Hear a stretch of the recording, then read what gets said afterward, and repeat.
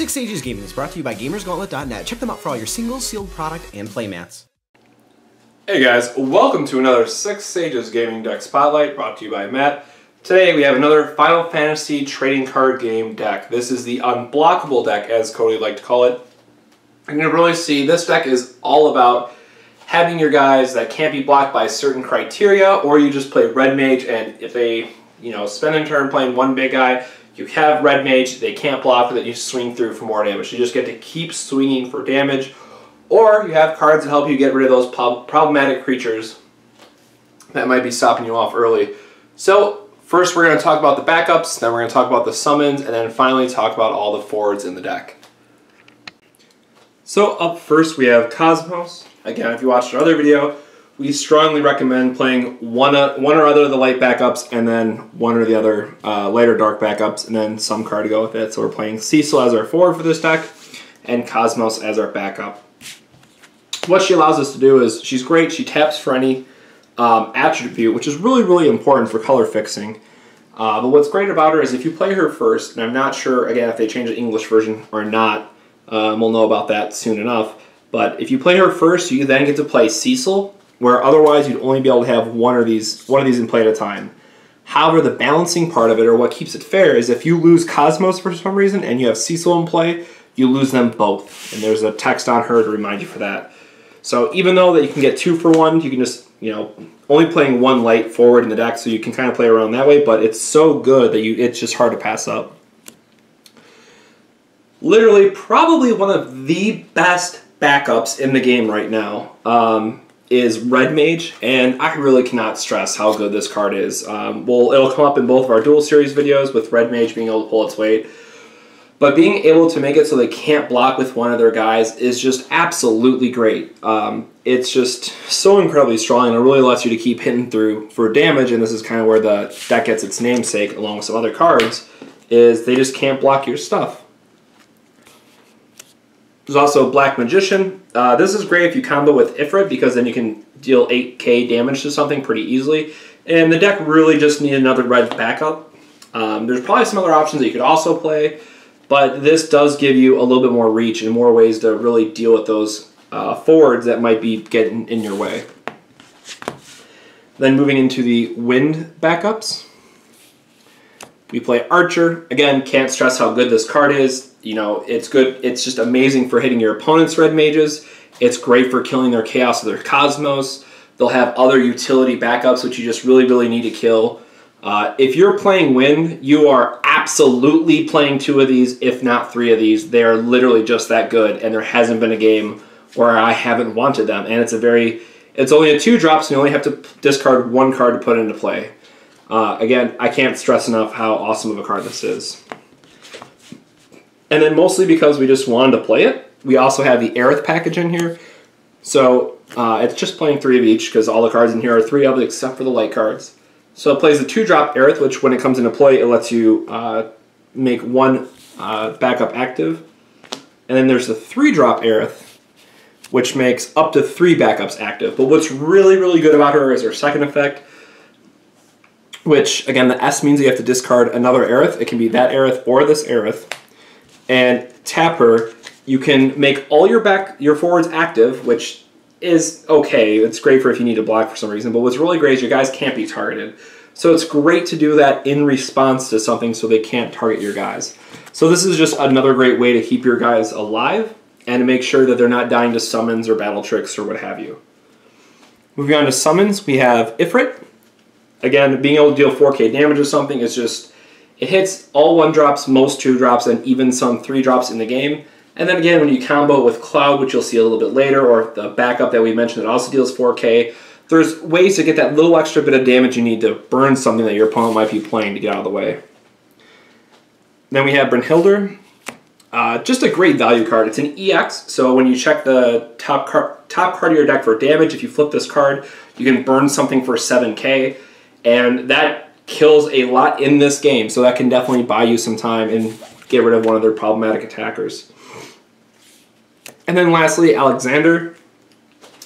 Break something with 5 CP or higher, again, EX, so you can flip it for free. And that's kind of the cool thing about this deck is all the summons in this deck, not all summons, though, have the EX effect, so you can still have that chance to get value out of them in the deck.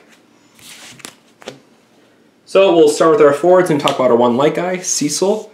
He's a 9K, which again is super relevant. You'll see that there is that huge difference between 8,000 and 9,000, and unless you're playing Earth or a way to buff your guys, it can really make it hard for your opponent to interact with him. And what's great about Cecil is he is a lightning rod, if you will, for your other characters.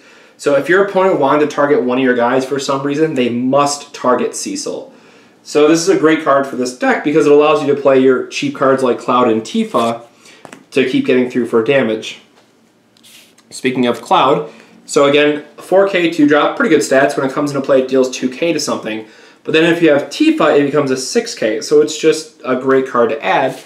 And you can also play the Light Cloud in this deck if you wanted to. But what's important is we are playing Tifa because pretty much every red deck going forward will play this card, at least for the first set, maybe even the second set. Because if you're on the play and you get to lead with this turn 1 and get in that first point of damage, depending on what your opponent has, they might not be able to answer Tifa for a couple turns, and you're just getting free damage early on. And let's say early game, she kind of loses her utility and they kill her off. Well, then you have this other Tifa that you can play, which is a 4-drop 8K, pretty average on stats. But then it has Water Kick, which you have to discard another Tifa and pay 1 fire crystal point and 1 of any other crystal point. And you get to dull one of their forwards. Now, the 6K damage is great, don't get me wrong. You can be really cheeky, combo with Ifrit, deal 10K to something. But you're able to remove one of their blockers. And again, the whole theme of this deck is making our guys unblockable or making ways that their opponents can't interact with your forward. So that's really, really important. And Tifa gives you kind of that late game reach that you need. Lastly, you got Jet. He's just kind of a card that was thrown in.